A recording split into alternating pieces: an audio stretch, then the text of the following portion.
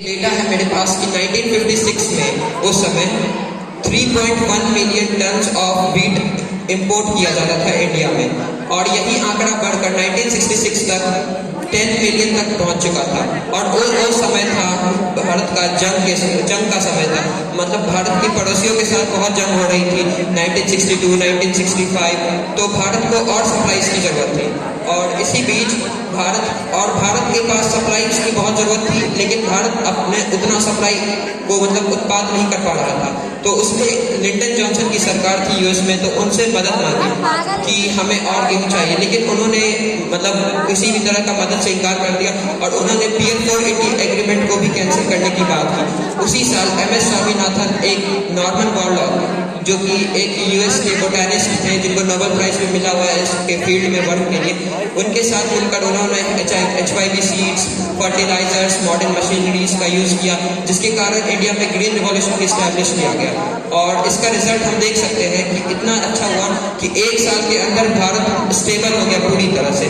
इसी तरह 1970s के टाइम में व्हाइट रिवॉल्यूशन लाया गया, जिससे उस टाइम का प्रोडक्शन था 17 मिलियन टन दूध का, और जो कि अभी बढ़कर 184 मिलियन टन तक पहुंच चुका है। तो इससे साफ पता चलता है कि इंडिया में बहुत टाइप के रिवॉल्यूशन आए और उसके बहुत ही ज्यादा गुड इफेक्ट्स हमको देखने को मिले। और इसी तरह फिर इंडिया अभी 18% एग्रीकल्चर फील्ड से 18% जीडीपी में कंट्रीब्यूट होता है। और यही नहीं, ये बहुत ही ज़्यादा हमारे लिए फ़ायदेमंद है, क्योंकि ये जो है अभी हमारे 50% पॉपुलेशन एग्रीकल्चर पे डिपेंड है, और इससे हमारे यूथ्स को बहुत ज़्यादा जॉब भी मिलते हैं। तो देखने में ये कह सकते हैं कि एग्रीकल्चर भारत की अभी भी ये बैकबोन की तरह काम कर रहा है। तो इसी तरह मैं अब अगले टॉपिक पे शिवम को बुलाना चाहूँगा, जो कि अर्थव्यवस्था है।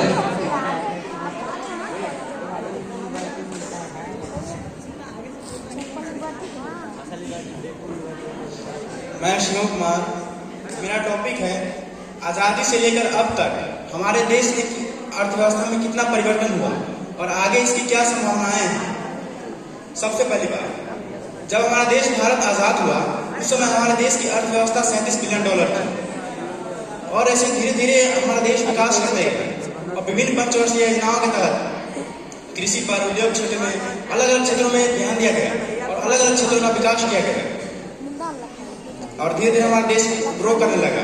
और जहां हम पहले अनाज का आयात करते थे, वहीं धीरे धीरे अनाज का निर्यात करने, जिससे हमें विदेशी मुद्रा की प्राप्ति होती है, और किसी भी देश के लिए विदेशी मुद्रा भंडार उसका खजाना माना जाता है। और सबसे बड़ा परिवर्तन तो 1991 में आया था, जब पीवी नरसिम्हा राव की सरकार के नेतृत्व में LPG रिफॉर्म लाया गया था, जिससे हुआ यह कि पहले हमारे देश में विदेशी कंपनियां नहीं आती थी, लेकिन 1991 में LPG रिफॉर्म आने के बाद विदेशी कंपनियां आने लगी, जिससे कि किसी भी विदेशी कंपनी को अगर हमारे देश में आना है तो उसे हमारे देश की किसी कंपनी से टाई अप करना पड़ेगा, जिससे कि विदेशी कंपनी की हिस्सेदारी 49% होगी और हमारे देश की कंपनी की हिस्सेदारी 51% होगी। जिससे हुआ ये कि उस क्षेत्र में हमारे देश की कंपनी की दावेदारी लगेगा, दबदबा रहेगा, और उसके बाद से हमारे देश की इकोनॉमी भी ग्रो करने लगी और विदेशी निवेश आने लगे, जिससे हमारे विदेशी मुद्रा भंडार भी बढ़ने लगे।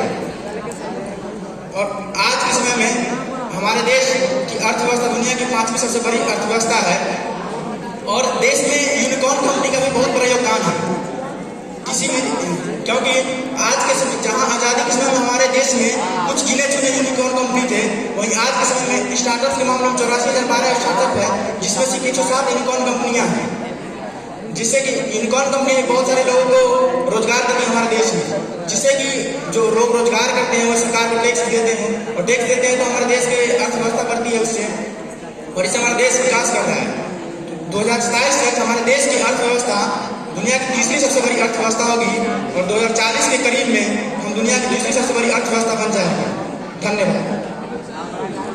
चलो गजब है। अंकित कुमार को बुलाना चाहूँगा। गजब गजब।